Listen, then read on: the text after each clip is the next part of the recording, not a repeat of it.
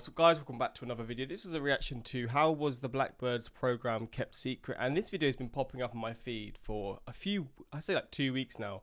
Obviously I haven't really done many videos the last week because of being ill and then personal things happening, but I have seen this video posted and I was wanting to react to it a few times, and now I've got round to it. And yeah, I mean, it is, the thumbnail is one of the weird things that did make me want to check it out, because I mean, this is the weirdest looking truck trailer you've ever seen before. And obviously it's the plane, right? But it's just weird. And yeah, it got me interested in it. And obviously it's a top secret thing. A lot of things with the military are top secret. But I guess for this one, this was at the time one of these things that was, I guess people knew a bit about it here and there. But like, yeah, it was just one of these things that, yeah, you didn't really know much about. And yeah, obviously it went on to change a lot of things that happened in the military. But yeah, we're going to check this out. Hopefully you're going to enjoy. Links are in the description to my Patreon if you want to see some more of my videos and my reactions that I can't post to YouTube for whatever reason. But also, I assume they probably blocked the roads off.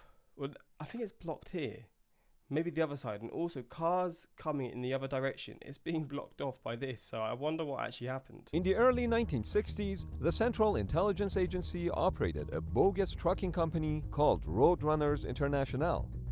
Their mission was to transport top-secret cargo from Burbank, California, to a test site at Groom Lake, also known as Area 51. What the hell? Operating on weekends only, a 370-mile trip would take about 3 days to complete. Given the scale of the operation, it attracted onlookers who would often ask, "What's inside the box?" Oh, what's in the box? The trucking crew would jokingly reply, "It's an alien spaceship." At one point, a Greyhound bus I bet people believe that back then as well. passed too closely to the giant box and was scraped. The CIA immediately stepped in and paid the driver $3,500 in cash on the spot to fix the bus, as they didn't want any insurance claims or accident reports tied back to their top-secret cargo convoy in the United States. Oh, wow. In total, 18 trips were made to Area 51 and an additional 3 trips to Palmdale, California. Bro, if this thing happened now, imagine the outbreak on TikTok, all these things that would be said. Oh my God, people like, the rumors, the speculation. I'm imagining back then it would have been wild, but with the internet now and all these different websites, it would have been a whole different level if this sort of thing happened current day. Inside the giant boxes were all sorts of top-secret aircraft that belonged to the Blackbird family. These aircraft were capable of cruising at speeds above Mach 3, therefore able to outrun any missiles fired at them. But if you think that the most challenging part of creating the Blackbird was manufacturing it out of titanium, you'd be wrong. The difficult part was literally everything you could have thought of, and then some. The Blackbird family consisted of 4 aircraft and a bastard. The Lockheed A-12 was a single-seat spy plane operated by the CIA, of which only 13 were built. The A-12 was the fastest and also flew the highest. It carried a single camera made by Perkin-Elmer, a camera manufacturer that still exists on a relatively small scale and produces things like the Hubble Space Telescope. Then there was the YF-12A, a twin-seat prototype interceptor capable of launching air-to-air missiles. It was expensive as hell, but worked pretty darn good. It was capable of carrying and launching 3 AIM-47 air-to-air missiles. Nevertheless, the program was cancelled due to its cost. The marriage of A-12 and D-21 drone produced the M-21, which turned out to be a dumb idea.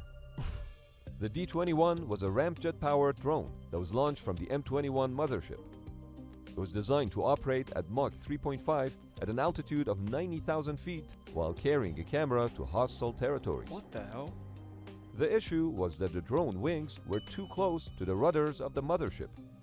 To launch the drone, it had to move straight up without touching the rudders, and that worked. Until it didn't, when the drone collided with the mothership, resulting in immediate, unplanned disintegration of both aircraft. Even though the 2 crew members were able to safely eject over the Pacific Ocean, one of them opened his helmet visor by mistake, and his suit filled with water, causing him to drown. The program was immediately cancelled after. Jeez. Finally, there was the family model, That's how the A-12 pilots referred to the SR-71. The SR-71 was a dual-seat spy plane operated by the US Air Force, of which 32 units were built, and one of them was a bastard.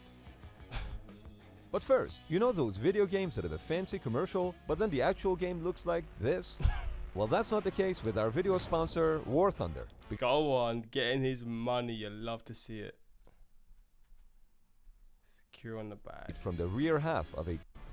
The bastard was the SR-71C, which was made from the rear half of a crashed YF-12A that was fused with the front half of the SR-71 static display model. What? Since the SR-71C ended up not quite straight after fusing the two halves from the different aircraft, it would have a yaw at supersonic speed and was nicknamed the Bastard. But what was the need to build such an airplane like the SR-71?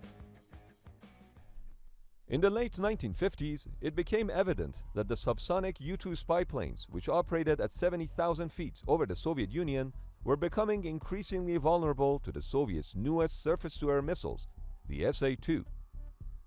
That said, while the Americans continued to fly the U-2 over the Soviet airspace, they also signed a contract to develop a replacement aircraft. As part of Project Oxcart, Lockheed was selected to build the U-2 replacement aircraft, which would be called A-12 Archangel. The A-12 was aimed to fly at Mach 3 at an altitude of 85,000 feet, therefore making it invulnerable to Soviet missiles. While the contract to build A-12 was signed in 1959, the design work had already begun in 1958, and the aircraft's Pratt & Whitney's J58 engine had its first run the year before that. Wait, they just run the engines on their own? That's so weird. Pratt & Whitney's J58 engine had its first run the year before that. So the engine's not connected to the plane at this point, it's just the engine functioning, seeing how it works. What? Technically, this makes A-12 1950s technology, which is kinda crazy. The shooting down of a U-2 spy plane by the Soviets and capturing its pilot Gary Powers in May of 1960 further proved what was already feared, so the work on the replacement continued. But then, even before the first flight of the A-12 in 1962, President Eisenhower met with his Soviet counterpart Khrushchev and promised that the United States would not fly manned aircraft over the USSR ever again, which confused Lockheed, because the A-12's main goal was to spy on the Soviets. The whole function of the plane has now just been taken away. The program went on nevertheless. The Blackbird could fly from New York to London in under 2 hours, as its You could fly from New York to London in 2 hours. operating speed was designed to be Mach 3.24 for all versions of the aircraft. That is mental. What?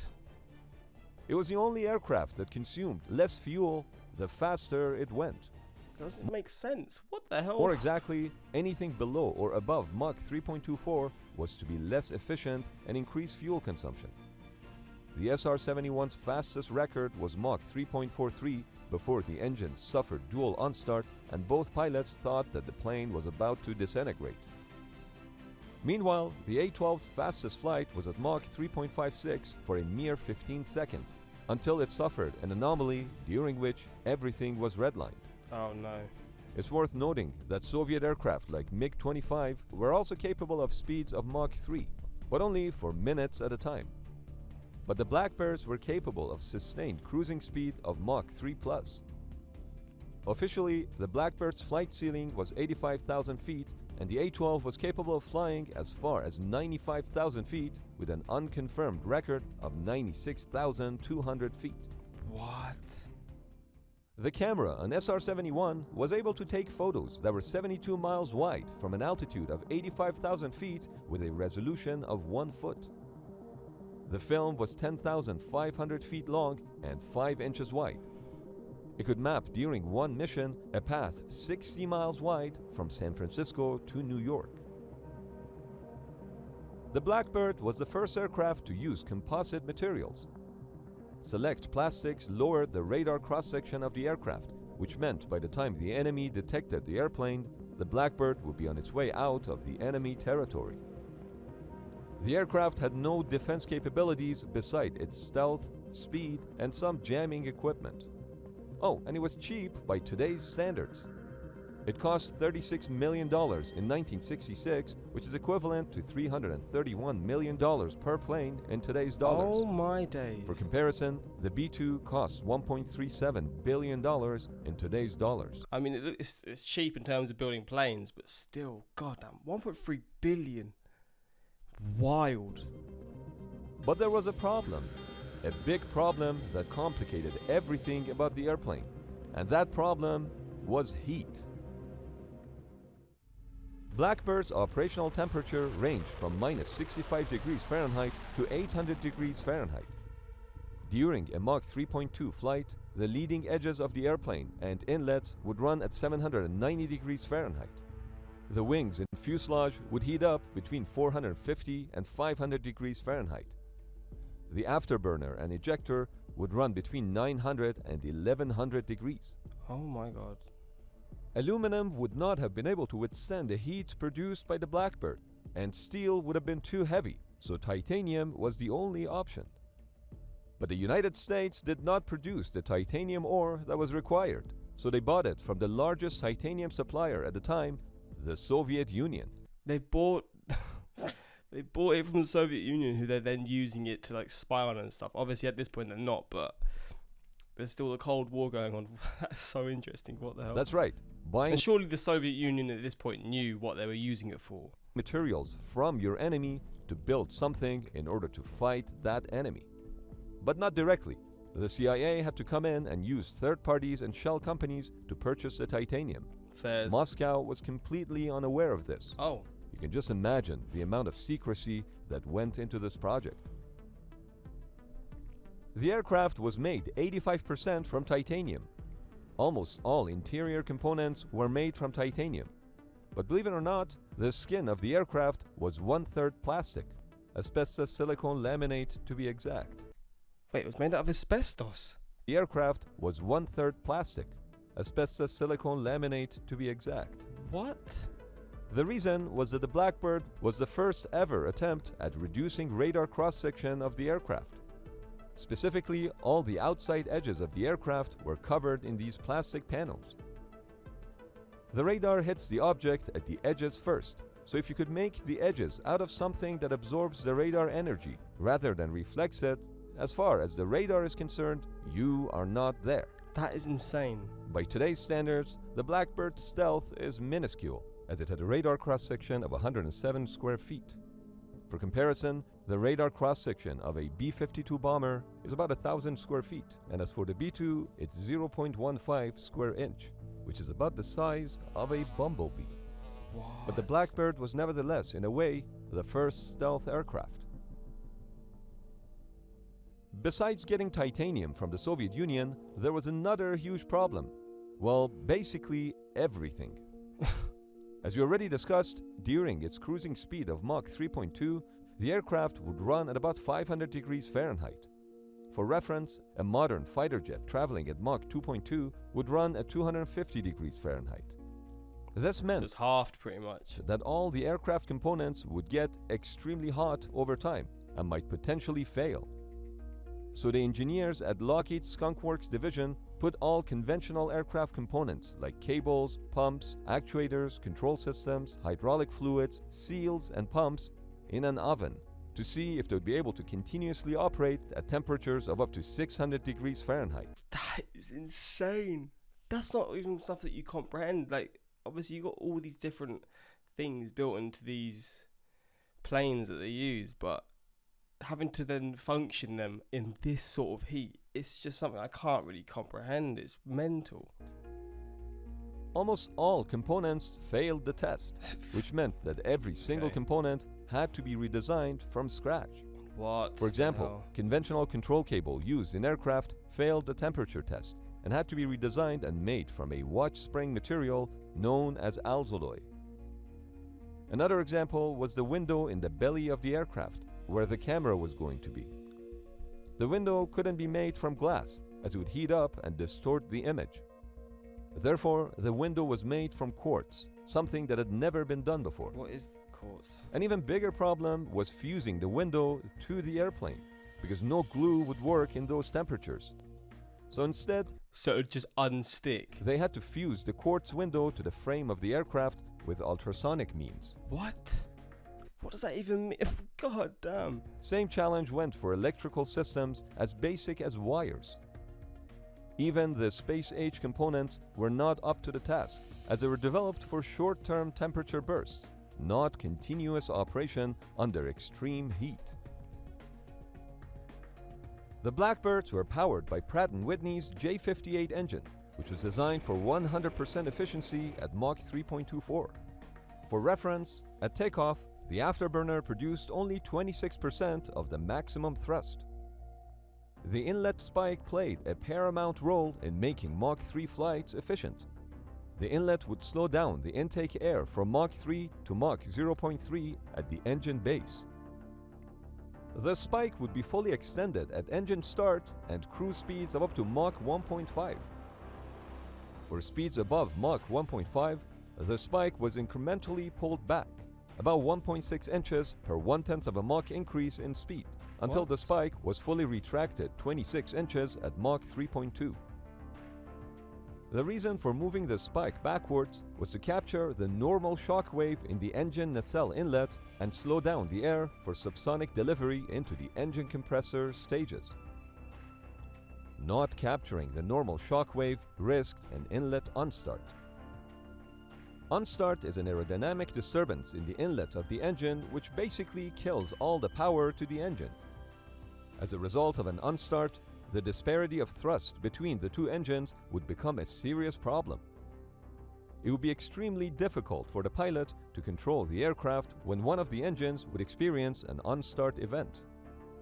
In order to keep control of the aircraft, a stability augmentation system was developed that would kick in a fraction of a second. There were instances when pilots had to unstart a second engine on purpose after experiencing an unstart on the first engine. Imagine how scary that would be. Oh mate. I can't imagine the situations that some of these people would have been in, these soldiers would have been in, or these pilots would have been in. Sorry. Like say you're in the middle of, I don't know, battle, or you're flying somewhere to do that, and then this happens. Like, it's just. You gotta like work on these high pressure situations. I mean, it's just a lot to take in, right? And attempt to restart both engines mid-flight. What the hell? Since a Blackbird without power had a glide ratio of a brick, having both engines off meant that the aircraft would be in free fall. It just sinks. Oh my days. What? At least one Blackbird was destroyed due to the inlet unstart, and many more close calls occurred during the Blackbird's service life. Bruh, what the hell? An interesting feature of the Blackbird was that the fuel tank could not be removed from the airplane. The airplane was the fuel tank. The bottom of the airplane that you see is the bottom of the fuel tank, which could hold about 12,000 gallons of fuel. But it gets even more interesting. The Blackbirds would never take off fully fueled for two main reasons. First, when the plane was fully loaded with fuel, there were instances where the tires failed, so the decision was made to reduce the takeoff weight. For this reason, instead of 12,000 gallons of fuel, only 6,000 gallons were loaded. And what, they just refueled it whenever it was in the air? This demanded immediate aerial refueling of the airplane before the start of the mission. Jeez. The second reason was that it was impossible for the fuel tank to remain full while on the ground due to fuel leaks. The fuel tank would continuously leak due to gaps in the panels. That's because during those Mach 3 flights, the skin of the aircraft, which was also the fuel tank, needed some room to expand due to the high temperatures. What? The Mate, engineering and just technology in general is insane. How you can build stuff to do this, to work like this. It's so weird that it's even a possibility. engineers never developed a way to stop the fuel leakage. Bro, it's just leaking and it still functions. What? Primarily because it was never considered a big hazard, since Blackbird's fuel would not easily ignite. Oh. Lighting a match wouldn't ignite it. If you threw a bucket full of Blackbird's fuel on a bonfire, it would put out the fire. What? Wait, they have to use different types of fuel for all of these different planes. And to this level, this is literally, It doesn't seem flammable at all. Wait, why? But please, don't try this at home. I won't, don't worry. The fuel didn't ignite because Blackbird used JP7 fuel, which had very unique properties. The fuel was circulated throughout the aircraft to keep its temperature under control. So it was a cooler then? Cooler for the aircraft? Basically, the fuel acted as a heat sink. Oh. Aerial tankers would pump JP7 fuel into the Blackbird at about minus 60 degrees Fahrenheit. By the time the fuel reached the engines, it would have warmed up to over 400 degrees Fahrenheit, a temperature at which regular JP4 fuel would have self-combusted.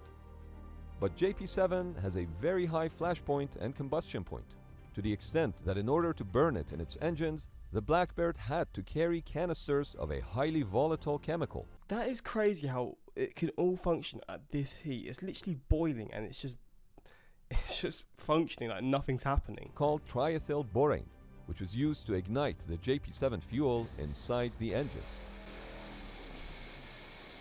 Because the Blackbirds used JP7 fuel, they ended up getting their own personal fleet of aerial tankers. 56 KC-135 tankers had to be converted to be able to carry JP7 fuel. Just since for almost these? all aircraft in the US Air Force use JP4 as fuel. Just for Blackbirds, wow. So the design challenges of the Blackbird aside, operating it was also a pain in the US Air Force's butt. At a minimum, 1 aerial refueling was needed, with some flights requiring as many as 6 refueling operations per mission. So it was a risky plane to fly. It's Or worth dangerous. noting that refueling the Blackbird required the KC-135Q tankers to fly pretty much at their full cruising speed, while the SR-71 would be flying near the bottom of its airspeed envelope. Neither A-12 nor the SR-71 ever flew over the Soviet Union, but they did fly countless missions, primarily over North Korea and Vietnam, while taking high-resolution photos. Adversaries would often attempt to take down the Blackbirds with interceptors or surface-to-air missiles, but Blackbird was always able to outrun them. In fact, there are over 800 documented attempts of surface-to-air missiles trying to intercept SR-71s, with many being launched from within the Soviet Union, but not a single Blackbird was ever shot down. In fact, it was so easy for Blackbirds to outrun missiles that in the 1970s, the US Air Force would fly them next to the newest Soviet SA-5 missile batteries on purpose. Why, do you ask? While the Air Force was not worried about SA-5 missiles hitting Blackbirds, they were concerned about all other types of aircraft that SA-5s could pose a threat to. So they decided to collect some data and figure out how the newest Soviet surface-to-air missile worked by purposefully using the SR-71 as a bait. What the hell? The SR-71s were even used to troll other nations.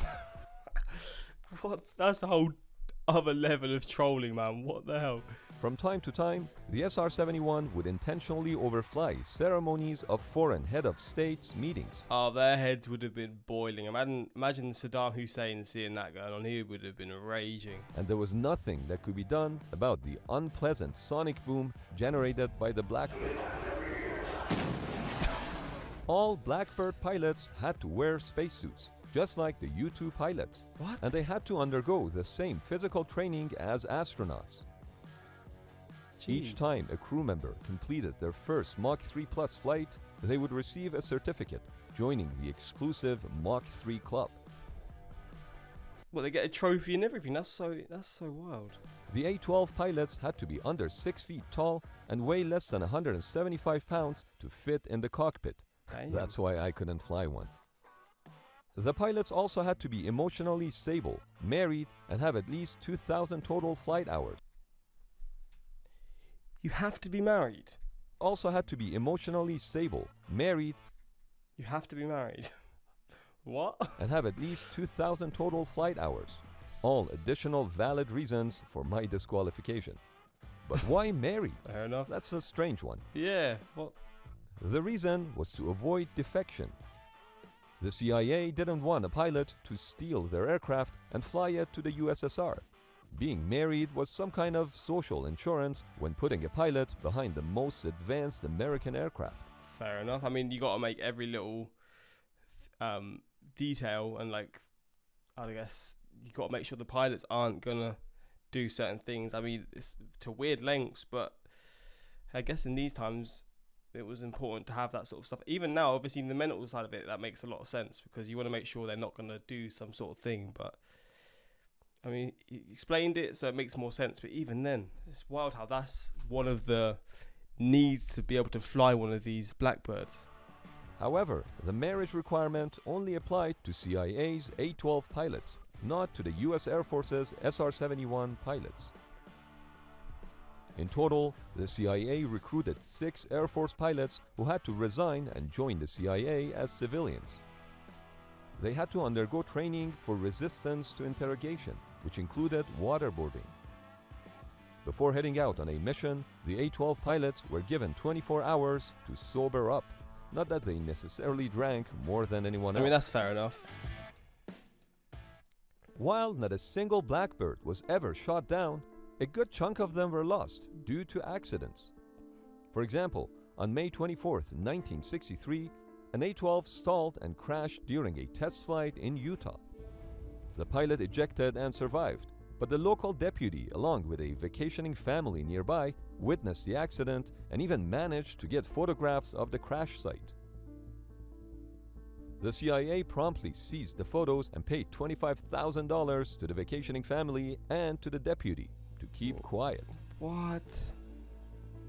Out of the CIA's 13 A-12 aircraft, 5 were lost in accidents. One of the 2 M21s also crashed. What the hell? It wasn't much better on the Air Force side, where 12 out of the 32 SR-71s were destroyed, as well as 2 out of 3 YF-12A interceptors. Despite these... It's very risky then. I mean, obviously flying anything in the military or just one of these types of planes is going to be risky as hell, but that's insane. I wonder how many flights they had to how many crashes they had. Like, I don't know if that sort of stuff's tracked, but I do wonder that. Major reliability issues, the benefits gained from the program outweighed the risks, which kept the Blackbirds flying. In February of 1964, President Lyndon B. Johnson decided to reveal the YF-12 Air Force Interceptor. This was done in a response to the fact that the Republicans were repeatedly criticizing him for falling behind the Soviet Union in developing new weapons. A few months later, President Johnson unveiled the SR-71, which was originally designated as RS-71. This really pissed off the Lockheed Skunk Works employees because they were forced to change RS-71 to SR-71 on about 29,000 blueprint documents, just because the president turned the letters around during his announcement. Wow. Also, it's crazy how advanced it looks and how like ahead of its time it looks. For like 1960s, it looks way like I would have assumed maybe the 1980s or something. But while the SR-71 stayed in service with the US Air Force until 1998, the CIA's A-12s were not as lucky and were retired in 1968. The government couldn't afford flying both SR-71s and A-12s, so the remaining A-12s were stacked in a hangar like sardines. wow. In 1982, the A-12s were finally declassified when they had to be moved out of the storage hangar. On October 9, 1999, NASA's SR-71 flew at the Edwards Air Force Base Air Show to an altitude of 80,100 feet, reaching Mach 3.21. That was the last flight of any Blackbird. Flipping hell. Play War Thunder, the 3-vehicle combat. And he's getting his money at the end. You love to see it. Well, damn, this is the story of the Blackbird, and yeah, there's a lot to it. Imagine being the bus driver and accidentally scraping a whole load truck. You ask what's in the box, and they joke it's an alien spacecraft. And the men with suits and dark shades step in and give you thousands of dollars and fix your bus and say not to file an insurance claim. Would have been so confused. And I wonder if that person ever found out what was actually going on. Maybe not. Just, I don't know when that story would have come out, but even the tools had to be designed with special metals, as regular tools would degrade the materials the plane was made of. God damn. So much to this. Jeez. I mean, you see this with the Blackbirds. Imagine the stuff that's been engineered now, and like they're having to build now. How much harder it must be. I mean, would it be harder, or with all this previous knowledge, does it make it easier? Even though we're making more advanced things, does it make the general build easier? I don't know, but it's an interesting topic to say the least. But yeah, if you want more reactions to this channel, I'll be sure to do so. And yeah, until next time, like, subscribe, and peace.